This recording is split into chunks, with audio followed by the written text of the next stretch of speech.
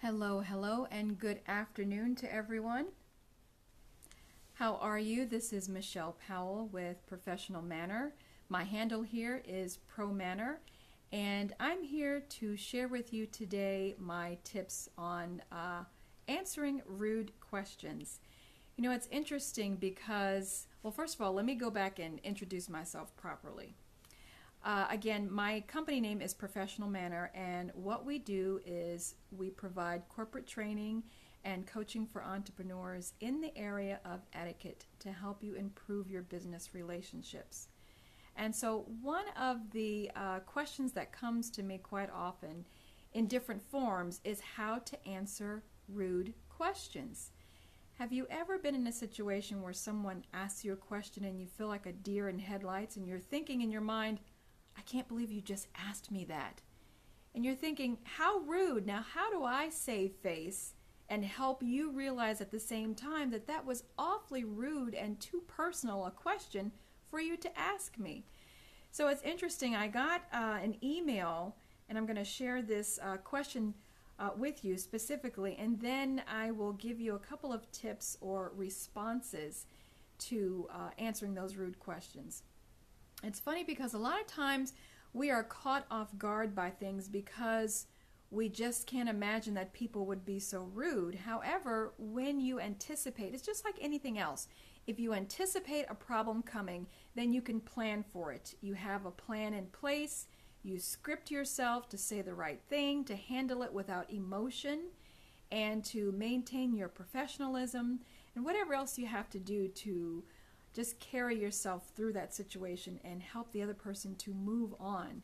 So I received an email from Erica S., who is in Huntsville, Alabama, and her question was, what can you do about the busybody at work who always asks a very personal question, or a question that's too personal? And she says, just because she shares too much doesn't mean that I want to. So here's my response to Erica. You know, I have realized over the years that in a workplace, people develop relationships and friendships in many different forms. And for some people, unfortunately, it is sharing too much. And on the other end of that is asking too much. So it becomes very inappropriate in the workplace to ask certain questions, but other people don't realize that they have crossed the line, that they've gone beyond the professional boundaries, if you will. And so what I shared with Erica in my response to her was that, first of all, you have to look at the entire situation. Is she meaning to be rude? Probably not. She's just making conversation. She's just being curious. But then there are other times when people are trying to, how do you say, they're trying to size you up, you know that term, or they're trying to figure out your status, you know, your financial status, when they ask you a question like, oh, well, how can you afford that? Which is a very direct question. You know, how can you afford that? You just bought a new car. Maybe you didn't even talk about it in the office, but they happened to see you pull up in the morning, or perhaps you went out on your lunch break at the same time. They saw, oh, you're driving something different. Well, how can you afford that? Very odd question, and it's probably one of those things that a person's thinking in their mind and oops, they said it out loud. You know, maybe they didn't realize it or didn't mean to, and other people, they just don't care, no filter. So how do you handle that? Well, I would suggest to you that first of all, you prepare yourself for responses like that, or questions like that with certain responses. And I'll get to that in just a moment. But let me just say that people who tend to be, like in this case, Miss Share a Lot, are often related to Miss or Mr. Clueless, who doesn't realize that that's not an appropriate question. And it's not appropriate for you to share too much of yourself either, especially in the workplace. Now, there are a lot of situations that come up when you're in the office. Perhaps you've been out for a week or two, or maybe longer because you had surgery, and no one knew except your immediate boss. So they're just wondering, oh, well, is she taking extra vacation, or what is he doing? I mean, you know, so people are inquisitive. They ask, they pry, they want to know. So how do you deal with that? Well, the first thing is to not respond emotionally to that question. And you might want to gasp and think, oh, and you make face and your body language, but you have to make sure that just because they're not being professional, that you don't stoop to that level as well. I've seen that, unfortunately, where it's a tit for tat, as they say. And then it becomes a strain on the relationship overall over something that's very minor, or maybe it's a bad habit that someone else has of asking too many questions, too many personal questions. So one of the things that I did, and I'm looking for this to make sure I don't miss a couple of questions, related questions that have come in. I actually, for those of you who are familiar with me, you know that I've been sharing with you the different platforms where you can find me, not only in social media, but I write a regular column in the business section for Alabama Media. And it's on the internet. It's al.com. That's alabama.com. And every Monday you can find my tips on business etiquette. And the column is called Monday Memos. And so every week I respond to questions that come in, or perhaps I was in a meeting or someone that I'm doing individual coaching with, and it brings up a subject that is something that would be of concern or interest or helpful to other people. And so I write an article about that. So this was one of those things, talking about rude questions and how do you respond to them. So I'm going to run through very quickly and give you a few that I've heard over the years, either people asking me directly, asking me this question, or others have pulled me aside and say, someone asked me this and I don't know how to respond other than how rude. So what do you do? So here are a couple of questions. One of them I already said, how can you afford that? Is a question that you may get from either a coworker or perhaps your nosy neighbor or a family member. So to that question, I would suggest there are a couple of ways that you can handle that. The first would be to say, well, I managed my money well, or I saved for quite a while. I knew that this was a goal that I had, and the day finally came when I was able to get it, whatever it was. Or you can use humor when they ask the question, well, how can you afford that? Well, actually, last year my wife and I planted money trees in the backyard. It's a response, but it helps them understand, I'm not going to answer that question. You don't need to know. You don't need to be in my finances. Another way that you can respond to that is to say, well, actually, or a related question is, how much did that cost? And, for those kind of questions about your finances, you can say, well, I only share financial information with my accountant and my significant other. And leave it at that. That helps them understand without being direct, like, oh, that was so rude of you, or none of your business. It helps them know that it's none of their business. So here's another question. You're at work and you come in and you're all excited and you share with your closest work buddies, oh, I got engaged over the weekend, and they're all admiring your ring. And someone comes up and says, wow, how many carats is that? Again, trying to be in your finances or your fiance's finances, or trying to evaluate your relationship by the size of the carats or the ring. And all you need to say is, well, it was enough to say yes. And so it's very interesting how questions like this come up, and you have a choice on how to respond. Hi, Mark. Welcome. Good to see you. Good to have you here. Hello, hello. I've missed your face. So I'm talking about rude questions and how do you respond to them? How do you save face and maintain your own professionalism when someone else is being rude, totally out of the box? And some very familiar questions are those like, how can you afford that? How much did that cost? And, about the engagement ring. Oh, let me see. Well, how many carats is that? None of your business. That's what we want to say. But of course, there are other more gracious responses. So I'm talking about how to respond to those things. Here's another one. Oh, my. And this goes into some other things that are related, but let me just throw out the question. Here's one that I've overheard before. And this usually comes from someone who's a little closer to you, such as a family member, who may ask you, "Oh, Karen, I see you're putting on a little weight. Are you pregnant?" Did she really just ask that? And men do it too. "Are you pregnant?" How do you respond to something like that when you're not pregnant? Well, guess what? All you need to say is, "No, I'm not."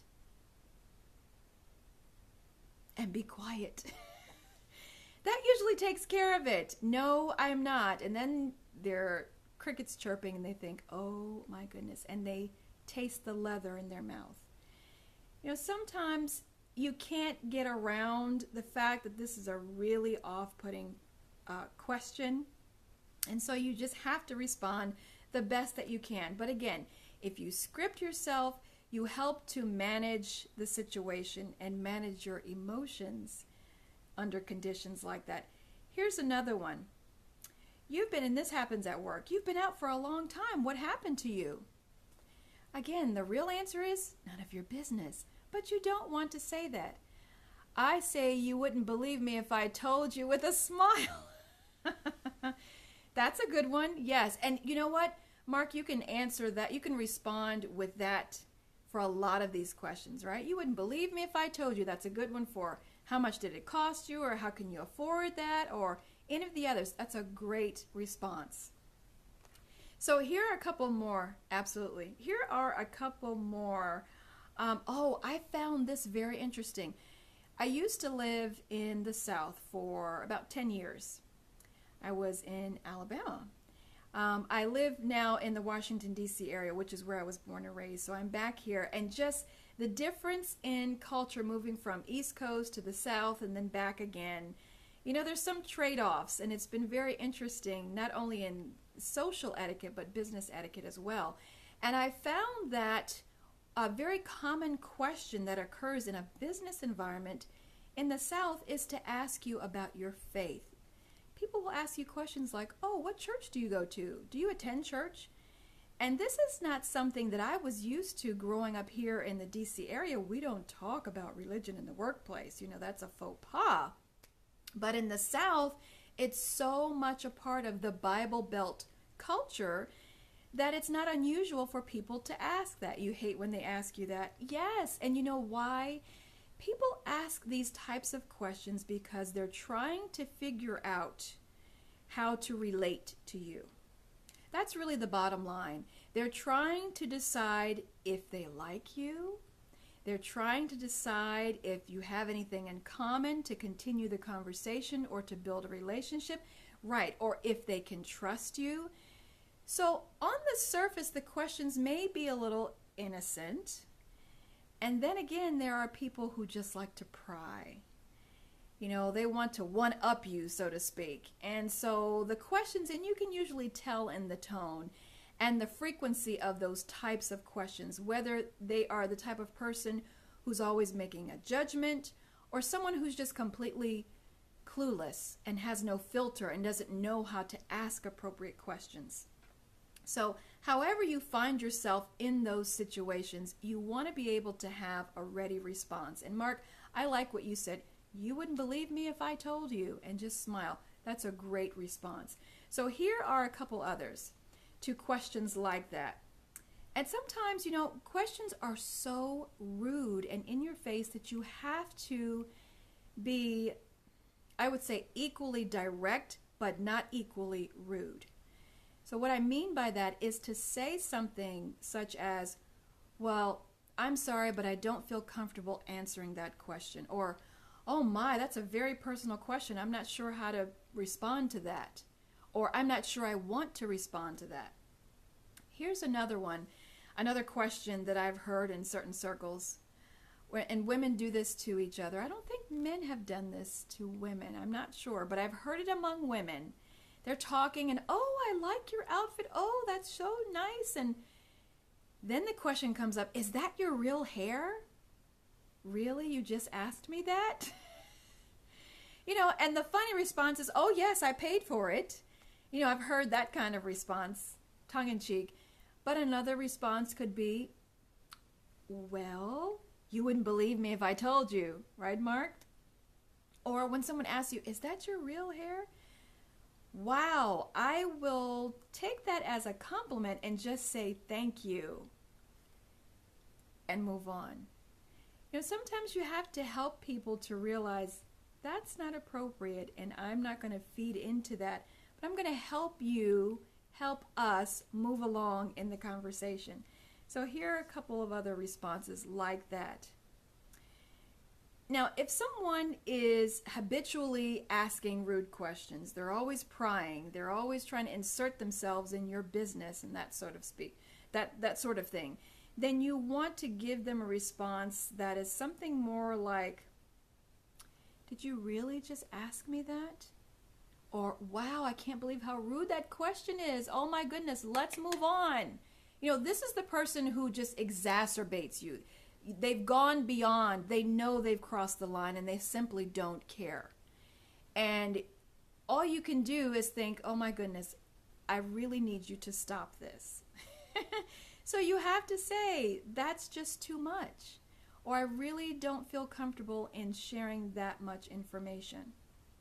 So that's basically it. If you have specific questions that have come to you and you don't know how to answer them, if these straightforward kind of generic patent answers don't work for you, send me your question.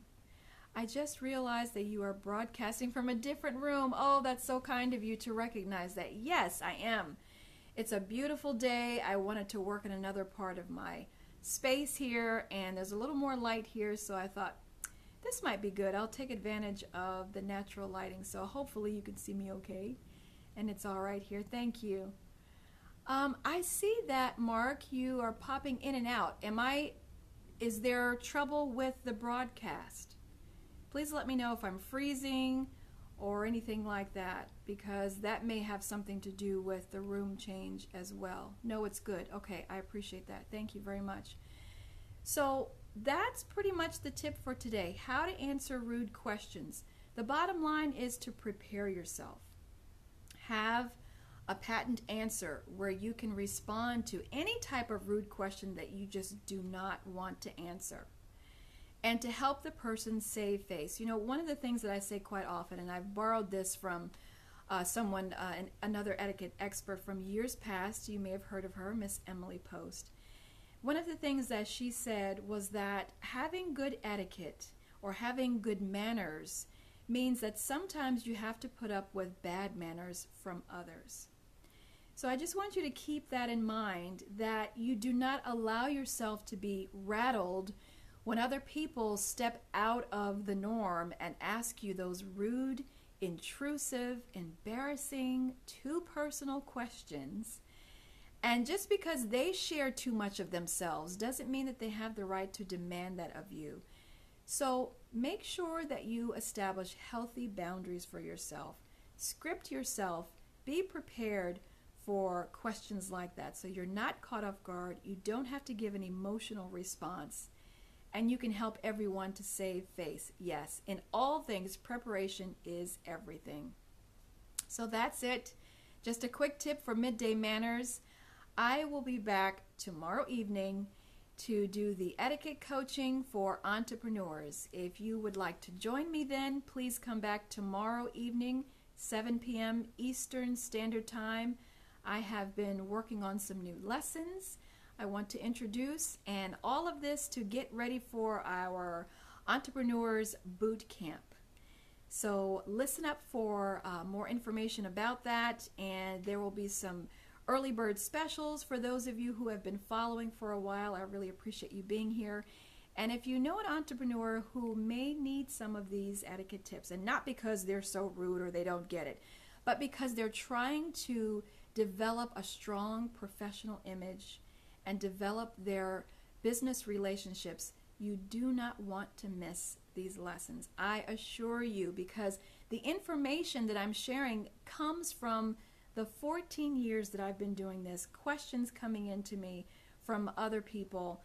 I have been doing coaching, like I said, for 14 years in a corporate environment, and now I have been focusing more on the entrepreneurs like myself, because there are unique situations that we come across. There are things that we need to learn and we need to know for ourselves as people in business, running our own companies. If you're running your own consultancy, you're a freelancer, whatever it is, there are things that you need to know to be the consummate professional. And it's more than just technical skill. So make sure you share this broadcast and my information with those that you care about who are in business or trying to go into business for themselves. Tell them to come join us tomorrow evening, 7 p.m. for Etiquette Coaching with Entrepreneurs. And I'll share more about the Entrepreneurs Bootcamp. So that's it. I hope that you enjoy the rest of your day. Mark, thanks for being here. I saw Be Free jumped in and maybe a couple other folks. And for my replay watchers, thank you, thank you, thank you. I appreciate your commitment, even though you're not able to watch live, but you come back and you watch the replay. So thank you so much and have a great day.